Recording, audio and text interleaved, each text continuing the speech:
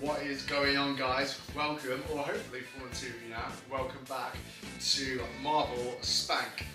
Now, this isn't an end of series review for Iron Fist because there's been a lot of those done already, and you've probably already watched them. So for me to tell you how bad it is, or how bad it is in comparison to the Netflix series, is akin to me wiping my arse with my hand just to show you how bad it smelled. Yes, there are very obvious faults to it. There was bad dialogue, the choreography at times was absolutely awful, and Finn Jones had all the charm and charisma of a bin in an abattoir. So for me to go over these 5 points, I think it would be like counting the flies before you've seen how much shit is indeed in the bucket. Having taken a bit of time to think about this now, having finished the series a good time ago, step back and you look at it and you start to ask the question, what was the fucking point? Like, what actually happened? Like, what was the purpose of the series? Nothing really happened. It was just a bunch of people bouncing off each other, most of the time arbitrarily, and then it finished. There was no building and consistent danger, there was no overall arc. And for me, the thing that caused all the problems of the series was the convoluted and fractured villainy. Through a combination of Harold Meacham, The Hand, Madame Gao, and Bakuto, none of them really came to the fore, and none of them acted as a catalyst for the other to represent any overall and meaningful threat. I mean, if you think about it, the hand was spoken of constantly. Well, what were they actually doing in the series? What was specific to the hand here? Yes, they've already built a reputation. We already know what they're doing from the Daredevil series. What was the specific threat in this series other than being the generic boogeyman that keeps on getting talked about? There was nothing that we didn't already know. It spiked in a couple of episodes when Rand Enterprises was being used for the drugs, but that came and went. How did that grow into something that caused an immediate threat that needed a call from action in some sort of climatic episodal ending? I'm excited talking about that, just saying those words, but it never got to it. Yes, the hand did interfere with the character arcs of Harold Meacham and Colleen, but it seemed like a clumsy and tacked on afterthought that was just providing a twist to those two characters that were otherwise going to be bland and unaffected by the villainy of the series. Gao was exactly the same. She never came to the fore in any sort of climatic measure that needed Danny to intercept and change the course of these actions. She was at times in Daredevil mysterious, elusive, and almost hinted at being a sort of supernatural threat that was overseeing an almost worldwide operation, but she never came to the fore. Again, her operations were never directly interchanging with Danny's. She peaked in a couple of episodes, but then she just felted away. None of the four main antagonists ever came to the fore. The Bakuto arc as well seemed just clumsily tacked on, as I said, to Colleen's, just to give her a little bit more depth and make us in some way sympathise with her character, but all it ended up doing was making this strong, positive female archetype into a weak and winning, doughy-eyed schoolgirl that would do anything for the love of Danny, and that was much to the detriment of her character development. Now, why did all this make for a bad series?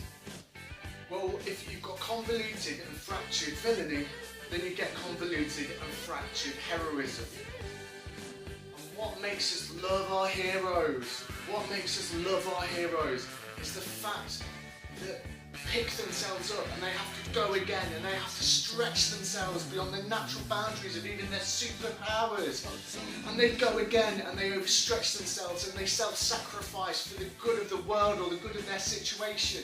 Like Daredevil got the shit knocked out of him, and he's in his flat and he's in his apartment and he's there and all his wounds are open, and then Foggy comes round and we see a low point of his character that he has to build himself back up from and go again and sacrifice his friendship. in the name of winning for what's right. Luke Cage has to boil himself in acid. And then he's got the world against him. But he picks himself back up and gets the support of his city. And then he goes again and he beats the odds. And that is what made him work as a character, the self-sacrifice. In the end, to win, he still had to go to prison. And that is what we loved about it. And that is what made us fall in love with those characters. But without any villain to come to the forefront, there is no real threat, there is no situation to overcome. This is how the Netflix series are so clever. They fit in with the 4-act format of a full film would. There's an introduction, there's an event, there's a loss, and then there's a win. But with, again, the fractured and convoluted villainy in this, without one stepping up to the fore, there was no main threat, so he could never lose, so he could never come back, so he could never draw us in, he could never have that cathartic reach, that pull that makes us want to win. So all he did was actually portray a whiny little bitch of a character that just got on your nerves the more it went on. He was slightly arrogant and he was condescending, and you actually felt like he was a whiny little prick most of the time.